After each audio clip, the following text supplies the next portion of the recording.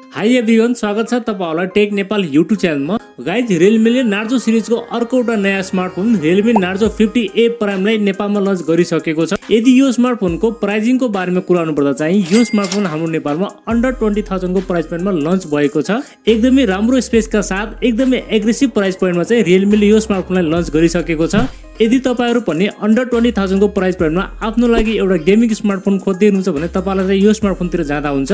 आजको भिडियोमा हामीहरु Realme Narzo 50A prime स्मार्टफोनको बारेमा कुरा गर्ने छौं। यो स्मार्टफोनका स्पेसिफिकेसन तथा यो स्मार्टफोनमा हामीलाई के कस्ता फिचरहरु देख्न मिल्छ, साथै यो स्मार्टफोनको गेमिङ एक्सपिरियन्स पनि तपाईहरुसँग शेयर गर्ने छौं र नेपालमा चाहिँ एक्चुअल कति प्राइस पोइन्टमा आएको छ त्यो पनि तपाईलाई जानकारी दिने छौं। त्यसैले भिडियोलाई एकछिन पनि स्किप नगरेर अन्त्यसम्म हेर्नु होला। अब चाहिँ तपाईहरुको टाइम वेस्ट नगरी लागौं भिडियोतर्फ।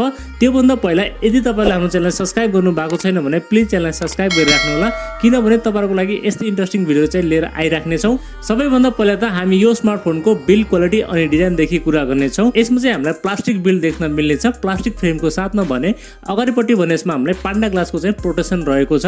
र त्यसैगरी डिजाइनको बारेमा कुरा गर्नुपर्दा same to same Realme C35 को जस्तै डिजाइन रहेको छ। पछाडिपट्टि टप लेफ्ट साइडमा ट्रिपल रेयर क्यामेराको सेटअप रहेको छ, एउटा LED फ्ल्याशको साथमा भने तलपट्टि चाहिँ यसमा हामीलाई नार्जोको ब्रान्डिङ देख्न मिल्छ र अगाडिपट्टि भने यसमा हामीलाई वाटर ड्रप नचको साथमा चाहिँ डिस्प्ले रहेको छ। आई थिंक यस प्राइस पोइन्टमा यो स्मार्टफोनको बिल्ड क्वालिटी र डिजाइन एकदमै राम्रो रहेको छ। तपाईहरुलाई चाहिँ अवश्य पनि यसको डिजाइन मन पर्ने छ। र अब चाहिँ हामी कुरा गरौँ यो स्मार्टफोनको डिस्प्लेदेखि। डिस्प्लेको बारेमा कुरा गर्नुपर्दा यसमा चाहिँ हामीलाई 6.6 इन्चको FHD plus IPS LCD panel देख्न मिल्छ, जसको क्वालिटी एकदमै राम्रो रहेको छ। साथमा 20:9 को एस्पेक्ट रेशियो र 400 ppi डेन्सिटी रहेको छ। तपाईहरुलाई चाहिँ यो डिस्प्लेमा कन्टेन्ट वाचिङको लागि र गेमिङको लागि चाहिँ डिस्प्ले एकदमै राम्रो रहेको छ। र ब्राइटनेसको बारेमा कुरा गर्नुपर्दा यसमा चाहिँ हामीलाई 600 निट्स को चाहिँ ब्राइटनेस रहेको छ र तपाईहरुले यो स्मार्टफोनलाई घाममा युज गर्दा पनि तपाईहरुलाई चाहिँ त्यस्तो कुनै समस्या आउने छैन।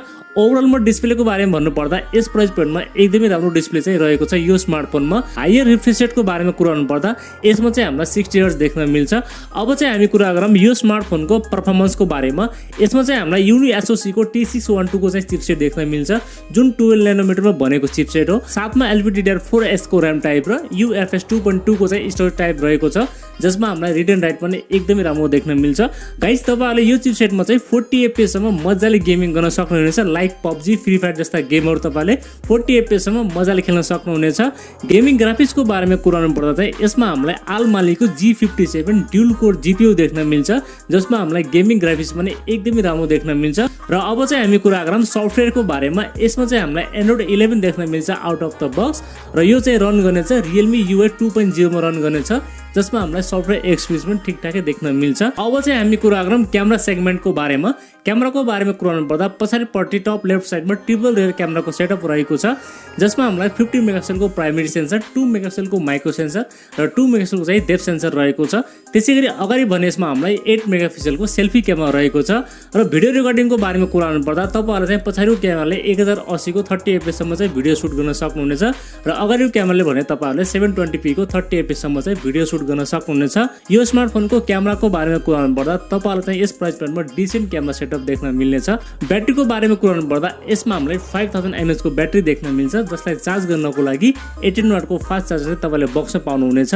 ब्याट्री ब्याकअपको बारेमा कुरा गर्नुपर्दा चाहिँ तपाईलाई यसले आरामसँग 1 दिनको ब्याट्री ब्याकअप मजाले दिनेछ।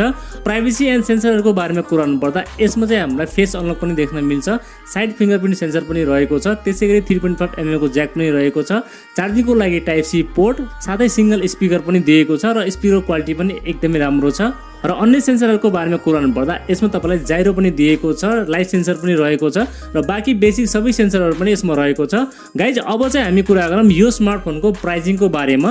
यसको 4+128 को भेरिएन्टलाई तपाईले नेपालमा 21,799 सम्म लिन सक्नुहुनेछ। यस प्राइस पोइन्टमा एकदमै राम्रो स्मार्टफोन चाहिँ अहिले Realme लन्च गरिसकेको छ। ल त साथीहरु, यति नै थियो स्मार्टफोनको बारेमा। तपाईलाई चाहिँ यो स्मार्टफोन कस्तो लाग्यो र आफ्नो केही विचार भए मलाई कमेन्ट गर्नु होला र भिडियो मन परेमा चाहिँ लाइक गरिदिनु होला र अर्को भिडियोमा भेट हुने बाचा गर्दै आजलाई म बिदा लिन्छु। हवस्, धन्यवाद। जय नेपाल।